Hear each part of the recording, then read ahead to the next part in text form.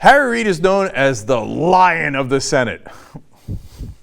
I don't know how others mean it, but we kind of mean it as a joke. Because obviously he's incredibly meek and no one has ever heard him when he's spoken. You always have to kind of lean in like, wait, what'd you say, Harry? Come again, right? But it turns out, and we've been reporting this for a little while, but now New York Times the Huffington Post actually has terrific details on it. They talked to both sides, Harry Reid and President Obama, and officials in both camps. And it turns out Harry Reid is clearly the stronger of the two. Now, the administration doesn't admit that, obviously, but you're going to see it in the quotes, you're going to see it in the facts. So the funny thing is, he might not be much of a lion and he might not have much of a roar, but he's trying to edge President Obama to be stronger. So to give you a sense of how not quite as strong Obama is, how do you like that for a euphemism? It's Harry Reid being like, come on, Obama, come on, you can do it, Simba. All right, so first of all, if you remember during the the government shutdown, there was an leak from a Senate aide, and it said this: I do fear the White House is up to something bad. Obama says over and over, I won't negotiate, but we know he loves to cave. You know what that was? That was a shot across the bow. Bow? Okay, so what the senators were basically saying there, Reid's people, say, hey, remember, we said we weren't going to negotiate with these jerks, right? Stay strong, Obama, okay? Now the Obama people shot back saying, oh yeah, they always say that. Yeah, there's a reason why they always say that, because you always cave. So now we know that they actually had a meeting back in early July in the Oval Office. Senator Harry Reid, of course, the majority leader for the Democrats in the Senate, and President Obama. And that's where apparently euphemistically again, they say that they both tried to buck each other up, saying, oh, okay, all right, now let's stick together, right? But the reality is it's President Obama who needs that, because he's the one that constantly does concessions to the Republicans when the Senate Democrats, who are not a particularly progressive bunch to begin with, were trying to maintain some order, some discipline, and not give them the entire House, right?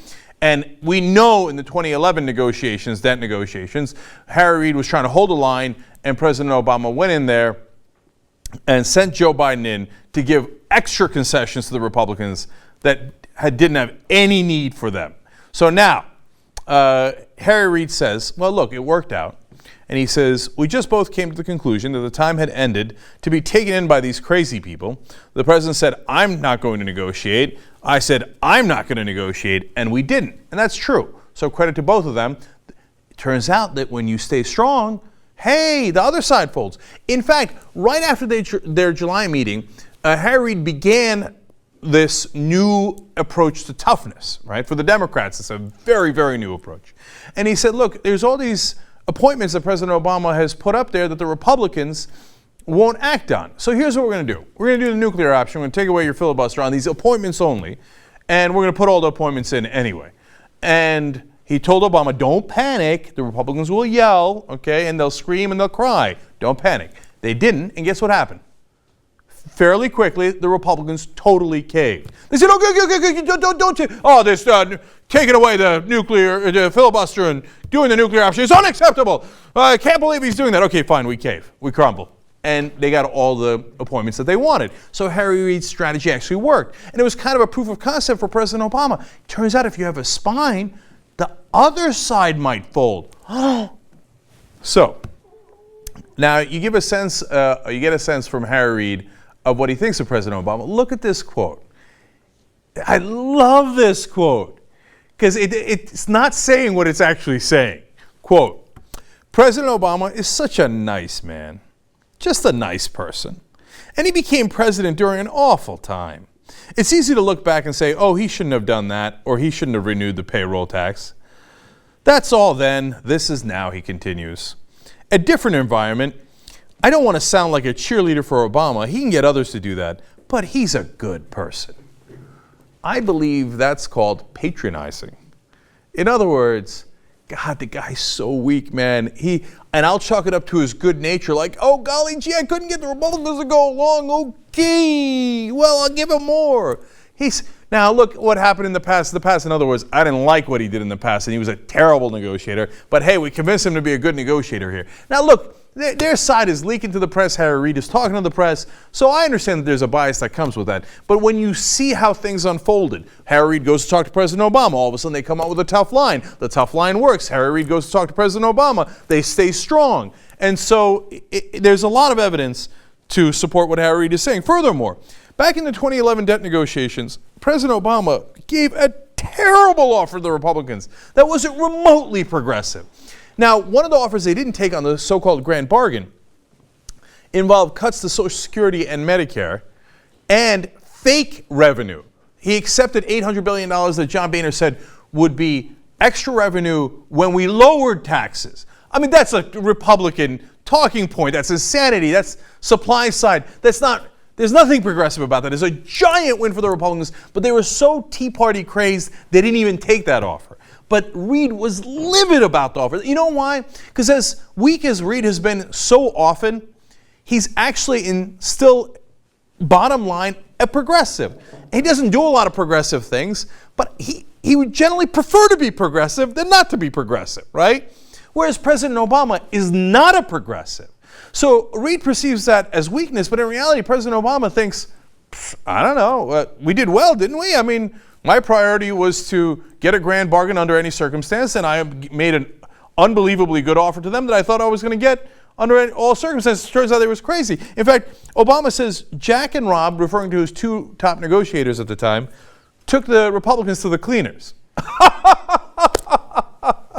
No. Nobody could possibly believe that if they were progressive. It was a terrible deal on the Democratic side, and even Harry Reid thought, my God, what have you done, man? Thank God they didn't take it. The offers they took were also devastating to the Democrats, but it could have been even worse.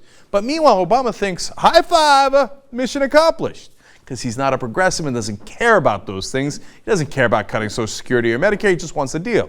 So, now, in the middle of these negotiations, when it got tough, Obama calls Boehner. Like every time Obama talks to the Republicans, all the Democrats are on the edge of their seat like, oh no, please don't give away anything. So in this case, good. Obama says, Harry and Nancy will need revenues, referring to Harry Reid and Nancy Pelosi.